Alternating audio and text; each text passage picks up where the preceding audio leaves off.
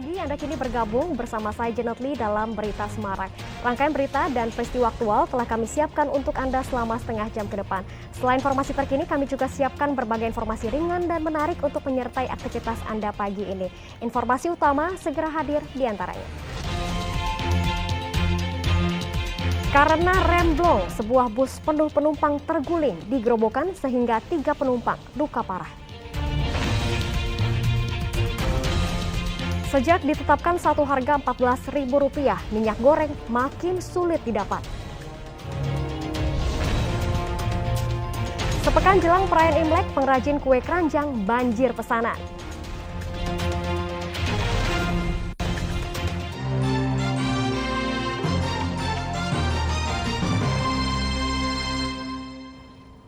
Kita ke informasi yang pertama, karena remblong, sebuah bus syarat penumpang terguling di Desa Sambirejo, Grobogan sehingga sejumlah penumpang luka parah.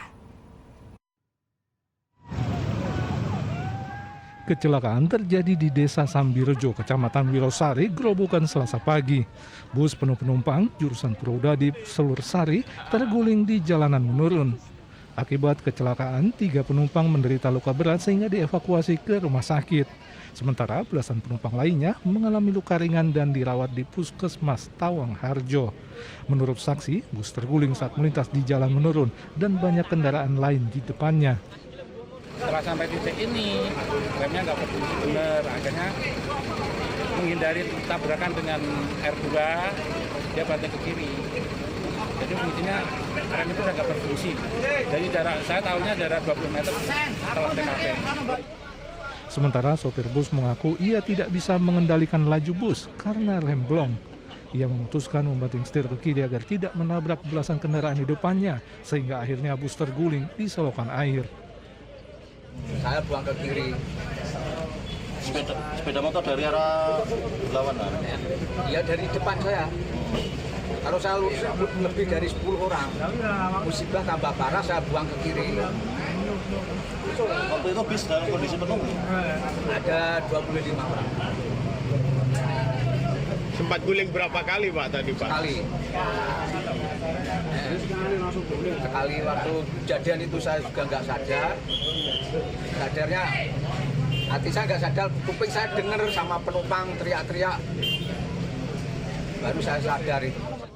Petugas Laka Lantas Polres Grobogan mengevakuasi korban dan bus agar lalu lintas kembali normal. Polisi juga meminta keterangan sejumlah saksi untuk mengungkap penyebab pasti kecelakaan. Arif Nur melaporkan dari Kabupaten Grobogan. Puluhan pembalap liar dan penonton ditangkap jajaran Satlantas Polres Semarang.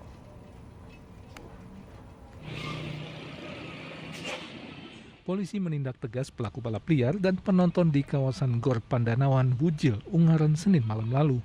Polisi menangkap 40 orang pembalap liar dan penonton serta menyita 28 unit sepeda motor. Mereka disangsi mendorong motor dan berjalan kaki sejauh 1 km ke kantor Polres Semarang. Aksi balap liar sangat meresahkan warga karena memicu kecelakaan bagi pengendara lain. Baik itu kendaraan yang trotolan ataupun yang tidak punya SIM ataupun yang lain-lainnya kita tilang dahulu, kemudian selanjutnya kita akan berikan pengarahan untuk menghimbau mereka untuk tidak lagi melaksanakan trek-trekan karena ada beberapa hal yang dapat kita khawatirkan. Yang pertama, corona itu belum hilang. Apabila mereka berkumpul ada kemungkinan akan meningkat lagi.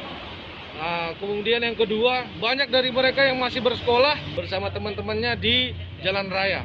Dan yang ketiga, untuk keselamatan mereka tersendiri, tempat yang mereka gunakan adalah jalan lintas yang sering dilintasi oleh kendaraan-kendaraan besar, truk-truk, baik itu truk trailer, kontainer, dam, dan lain sebagainya.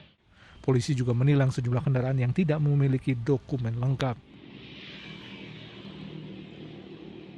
Yulianto melaporkan dari Kabupaten Semarang. Sementara polisi di Grobogan memusnahkan knalpot brong hasil razia sepanjang bulan Januari 2022. Lebih dari 100 knalpot brong dimusnahkan dengan cara digergaji dan digilas di Mapores Grobogan hari Senin. Knalpot ini melampaui aturan batas kebisingan sehingga tidak layak digunakan. Knalpot brong ini adalah hasil sitaan selama bulan Januari 2022. Polisi mengembalikan sepeda motor yang memiliki dokumen lengkap, namun pemilik diwajibkan mengganti dengan knalpot yang standar.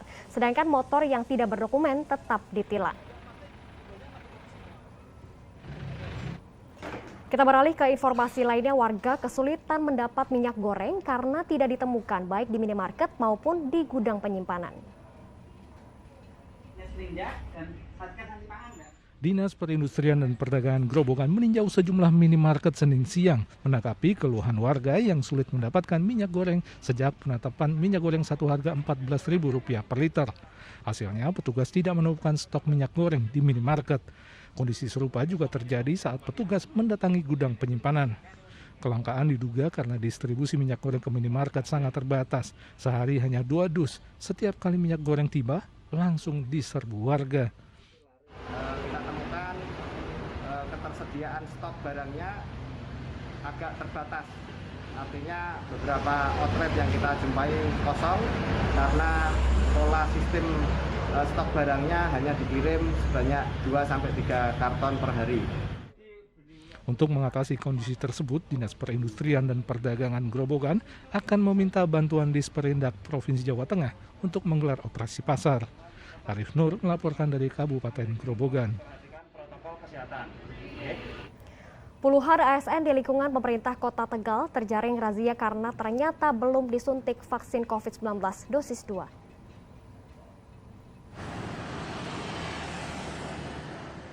Petugas Satpol PP Kota Tegal merazia setiap kendaraan ASN yang masuk ke Balai Kota Senin pagi.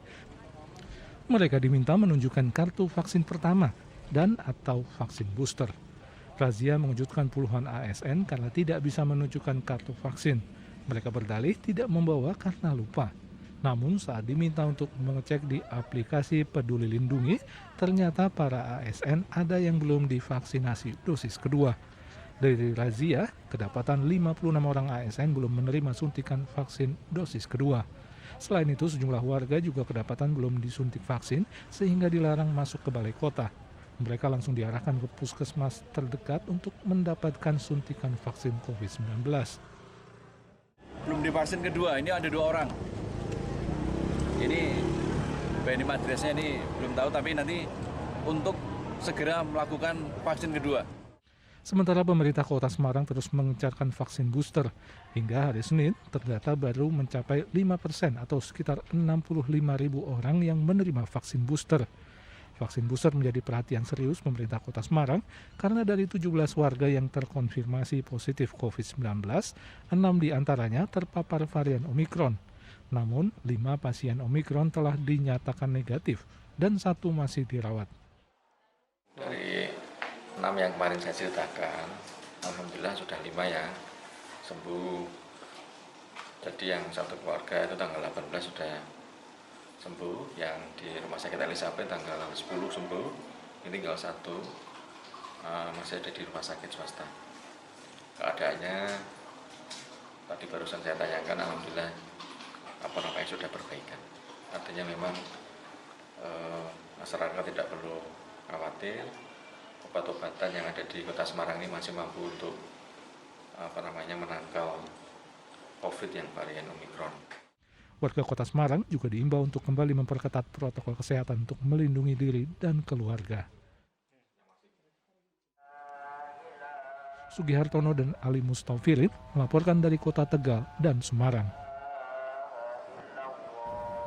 Sementara pemerintah Kabupaten Karanganyar menggelar vaksinasi dengan menyediakan sejumlah hadiah guna menarik minat warga. Berbagai jenis hadiah disediakan agar warga mau divaksin di sentra vaksinasi Kabupaten Karanganyar.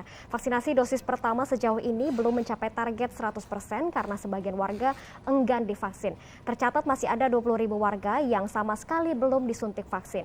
Sementara sejumlah orang tua keberatan anaknya disuntik vaksin sehingga ikut menghambat upaya pembelajaran tatap muka di sekolah. Padahal vaksinasi anak usia 6 hingga 11 tahun ditargetkan rampung Februari mendatang.